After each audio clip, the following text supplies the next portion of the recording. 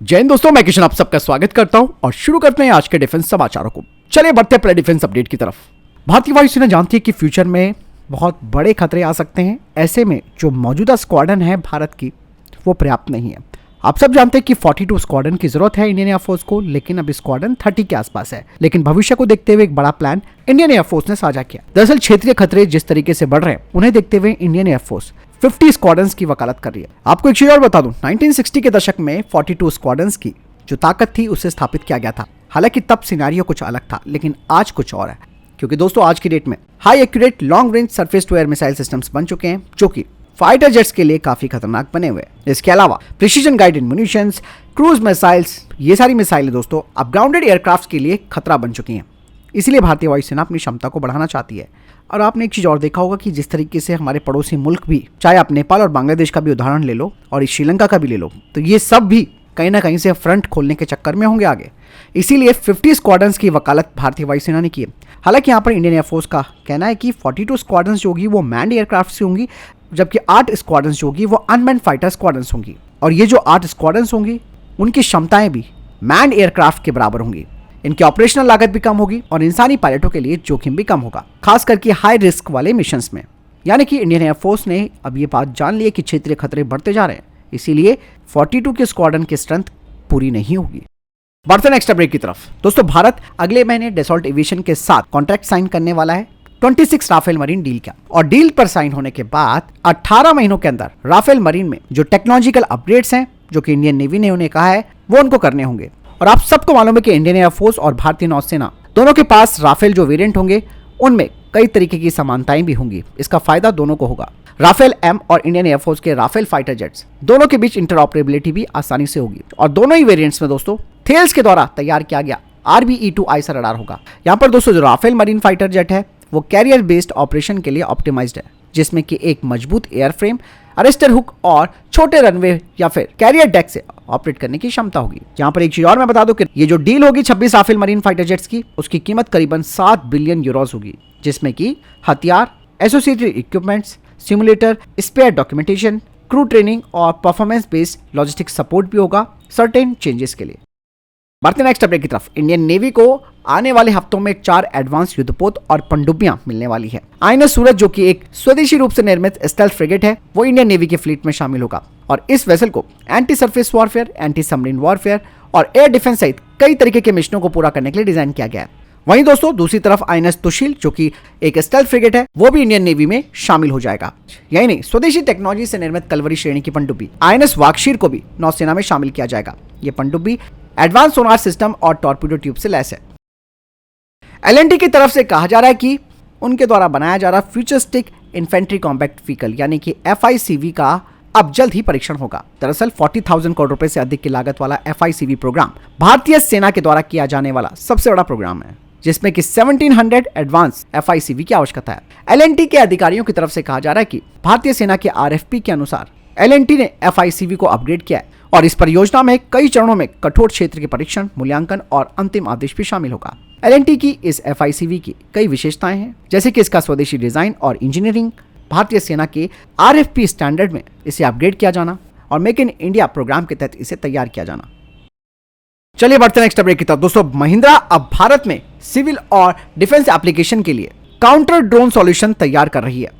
यह एक ऑटोनोमस और इंटीग्रेटेड सॉल्यूशन होगा जो कि डिटेक्शन, ट्रैकिंग, आइडेंटिफिकेशन और मिटिगेशन करेगा। साथ ही ये एक ऑल इन वन सिस्टम होगा जिसमें कि कमांड एंड कंट्रोल मॉड्यूल शामिल होगा। इस प्रणाली को शहरी क्षेत्रों में महत्वपूर्ण बुनियादी ढांचों की सुरक्षा के लिए काउंटर ड्रोन सॉल्यूशन के रूप में या फिर डिफेंस एप्लीकेशन के लिए multi layered counter unmanned aircraft system solution के रूप में तैनात किया जा सकता है।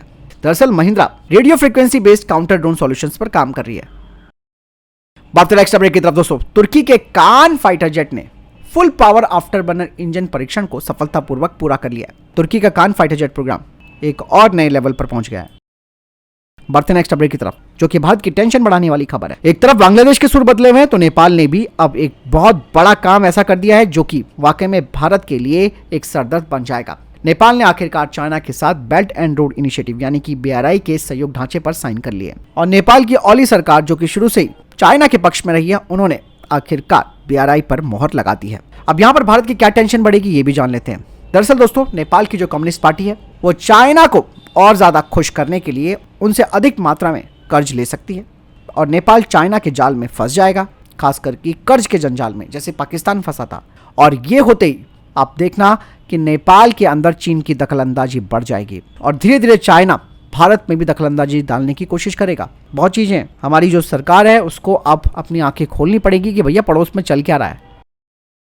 बढ़ते नेक्स्ट अपडेट की तरफ। तुर्की का सबसे बड़ा दुश्मन साइप्रस है और साइप्रस जानता है इस बात को कि तुर्की अपने ड्रोन इंडस्ट्री में काफ़ी आगे बढ़ गया है और तुर्की हर वक्त उसे आंख दिखाता है। ऐसे में दोस्तों साइप्रस ने एक बड़ा कदम उठाया और एक बड़ा फैसला लिया है। साइप्रस ने दोस्तों अब इजराइल के साथ एक बड़ी डील की है। Barak MX air defence system खरीदेगा। इसकी रेंज 150 किलोमीटर है। इस रेंज में कोई भी ड्रोन और क्रूज मिसाइल आती है तो ये उसे खत्म कर देगा। साइप्रस की तरफ से कहा जा रहा है कि ये डील एक गेम चेंजर होगी। साइप्रस की मीडिया की तरफ से कहा जा रहा है कि इजराइल ने बराक सिस्टम की सप्लाई करनी भी शुरू कर दी है। ये सिस्टम दोस्तों दुश्मनों के fighter jet, drone, anti ship missile, helicopter, cruise मिसाइलें और बैलिस्टिक मिसाइलों को भी खत्म कर सकता है। और दोस्तों यहाँ पर आप देखिए साइप्रस ने तुर्की को काउंटर करने के लिए ये सिस्टम खरीदा है। तो ऐसे में दोस्तों ग्रीस के दिमाग में भी एक बड़ी बात घुस गई होगी, क्योंकि ग्रीस भी तुर्की का दुश्मन है। कुछ रिपोर्ट्स बता भी रही हैं कि शायद अब ग्रीस भी इजराइल से इस सिस्टम को खरीद सकता है, यानी कि अब तुर्की दोनों तरफ से घिर जाएगा।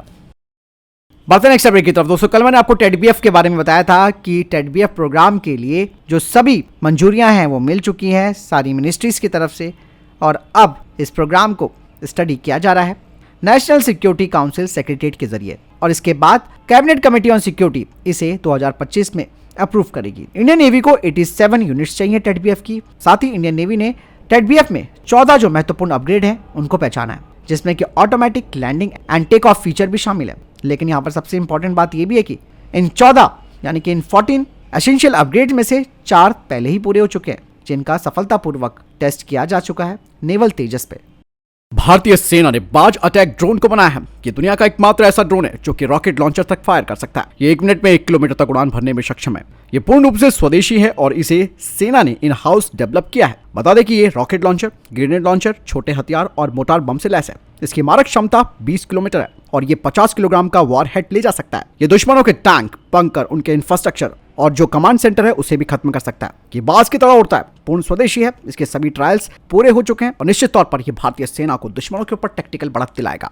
बढ़ते हैं नेक्स्ट अपडेट की तरफ। दोस्तों समुद्री तत्परता को मजबूत करने के लिए उड़ीसा में शिप सपोर्ट एनेक्चर का उद्घाटन किया गया। यह अत्याधुनिक सुविधा, एडवांस रिफिट, प्रोडक्शन, लॉजिस्टिक क्षमताओं के साथ बेड़े का समर्थन सुनिश्चित करेगी।